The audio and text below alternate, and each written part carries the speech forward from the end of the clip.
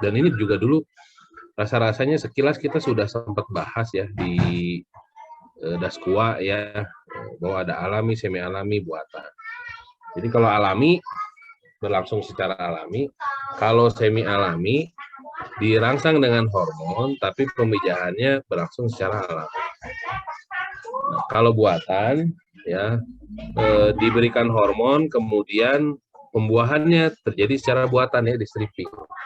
Nah, kalau yang semi buatan dia tidak diberi hormon tapi pembuahannya dengan cara stripping ya. Nah, kita coba lihat ya contohnya. Secara alami itu ada ikan gurame ya, ikan nila, ikan lele, ikan mas, bandeng, kerapu, kakap, gapi, lohan dan sebagainya. Ini yang umum secara alami kan ya. Lalu kalau yang semi alami artinya disuntik dulu. Ikan lele bisa secara semi alami. Jadi lele itu alami bisa, semi alami bisa. Ikan mas juga alami bisa, semi alami bisa. Kemudian ada kerapu, redfin, ya, silver dollar, palmas, koi, dan masih banyak jenis-jenis yang lain. Kalau pemijahan semi buatan, nah kira-kira ada yang tahu nggak yang bisa semi buatan tuh ikan apa ya? Dia tidak disuntik hormon, tapi bisa di stripping. Ada yang tahu nggak di sini? Koi, Pak. Ikan koi ya. Koi bisa ya. Koki bisa. Ikan mas bisa. Jadi biasanya yang semi buatan itu modelnya dia tidak disuntik hormon. Dia seperti mau dipijahkan secara alami. Tapi pada saat ikan itu melakukan pemijahan yang bukan pertama ya, sebetulnya pada saat mulai memijah, artinya dia menyemprotkan telur dan spermanya, pada saat itulah ya induk itu diangkat. Ya. Induknya diangkat kemudian di stripping.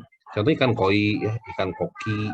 Itu banyak yang modelnya ada yang memijahkannya secara semi buatannya. Kalau koki banyak yang melakukan itu. Maka disebutnya oleh mereka tuh handbreed. Ya, jadi ikannya disatukan dulu, begitu dia sudah mulai mau mengeluarkan sperma, diangkat, lalu di stripping. Ya, dan itu modelnya di strippingnya di dalam air ya. Kalau yang koki itu ya saya pernah lihat di rekan saya itu handbreednya begitu. Jadi di stripping tuh jantan sama betinanya barengan diadu gitu. Alat genitalnya, lubang genitalnya dekatkan gitu. Nah, kalau buatan ini juga sudah sudah banyak ya dilakukan pada beberapa ikan ya. Jadi lele itu sudah bisa buatan. Kalau dulu belum bisa. Lele itu dulu cuma alami sama alami. Kalau sekarang sudah bisa. Ya, cuma masalahnya ikan jantannya tidak bisa di stripping ya. Karena saluran spermanya itu berkelok-kelok. Nah, jadi dia tidak bisa di stripping, jantannya mesti dibedah. Diambil gonatnya. Nah, kalau dulu ya dibedah, diambil gonatnya, jantannya dimatikan. Nah, kalau sekarang sudah mulai ada perbaikan ya, setelah diambil spermanya, jantannya masih bisa dipelihara tuh, dijahit lagi operasinya, ya dipelihara lagi. Cuma belum sampai level mengembalikan performa performa reproduksi jantannya. Belum sampai sana ya, masih tahap riset. Nah, tapi ada juga yang memang bisa buatan tapi tidak bisa alami semi alami ya. Contohnya ikan patin ya.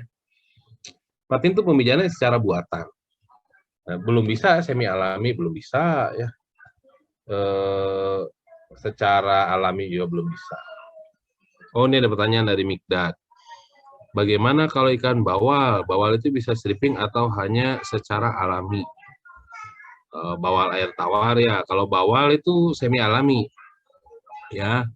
Dia biasanya menggunakan bak beton ya. Lalu dikasih aerasi kencang ke dalamnya. Induknya itu disuntik ya. Sore hari ya, dekat maghrib gitu biasanya. Disuntik di punggungnya. Nanti dia dini hari tuh kawin tuh. Ya, nah dia akan memijah di situ menghasilkan telur. Telurnya subuh itu atau pagi itu mulai diserok ya, diambil, dikeluarkan. Nah, jadi itu kalau bawal tuh semi alami itu ya. Oke, nah kemudian untuk nanti ya praktikum yang kedua ya minggu depan dan minggu ketiga itu saya berharap Anda bisa membuat presentasi ya. Presentasi mengenai teknik pengembangbiakan beberapa jenis ikan budidaya yang sudah umum nih ya.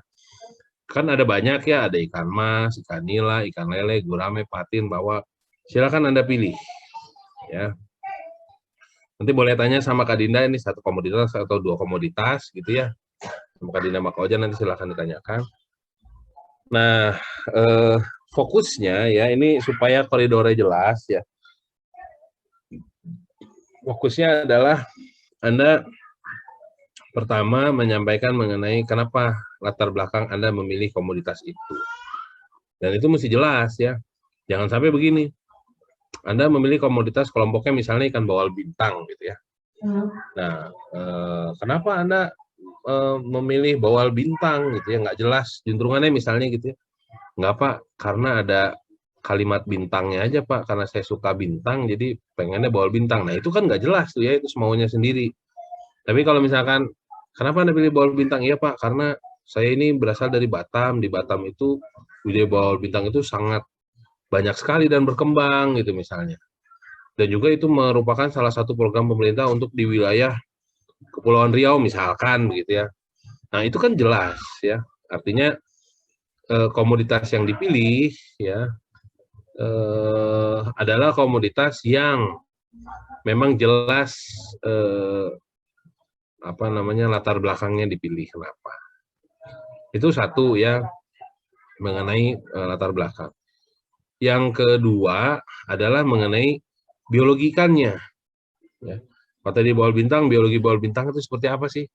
Oh bentuknya begini, ukurannya begini, ya. Ada diberikan gambarnya, ya cerita sekilas tentang ikan bawalnya, misalnya ya. Kebutuhan kualitas airnya seperti ini, ya. Terus misalkan umumnya di perairan seperti apa gitu ya. Yang ketiga baru ya masuk ke metode pengembangbiakannya. Ya, di situ mulai dari apa pengembangbiakan itu?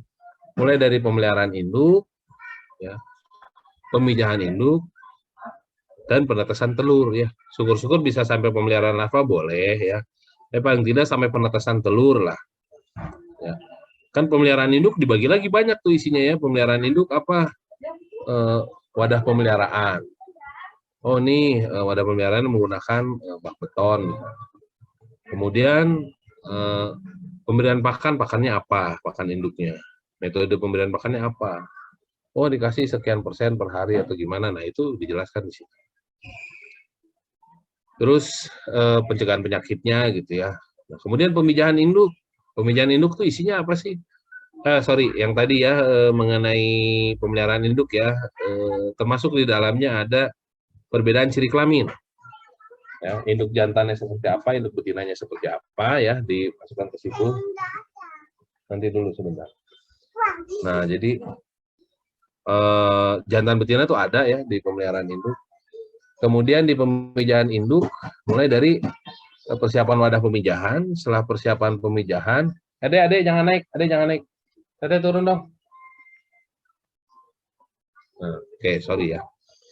Nah, jadi dari wadahnya seperti apa, persiapan wadahnya seperti apa, lalu metode pemijahannya.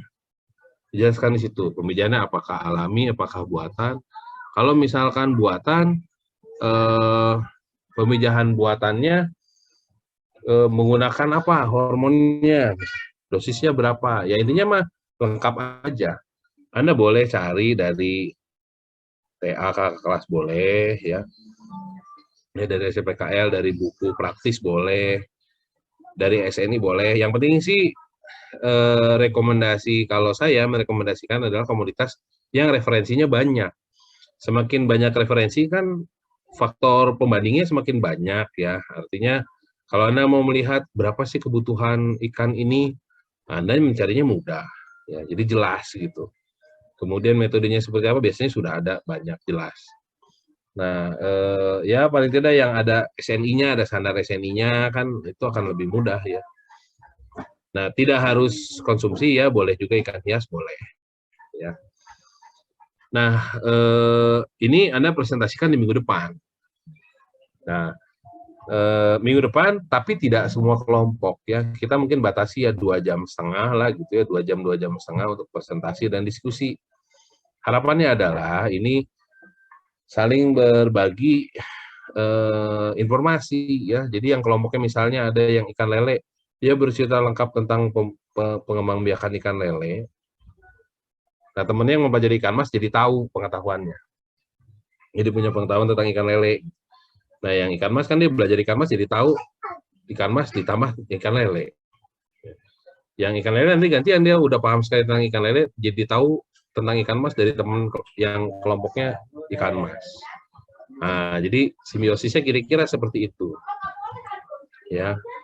Nah, jadi itu yang akan Anda kerjakan ya. Mengenai kelompok mana yang akan presentasi terlebih dahulu, nanti kita lihat di waktu yang akan datang. Nah, nanti kan kita bisa lihat juga ya berdasarkan perkembangannya, kita bisa lihat yang mana dulu ya, yang entah dari kesiapannya atau nanti by sikon lah saya kira ya. Saya kira itu tinggal nanti pembagian kelompok.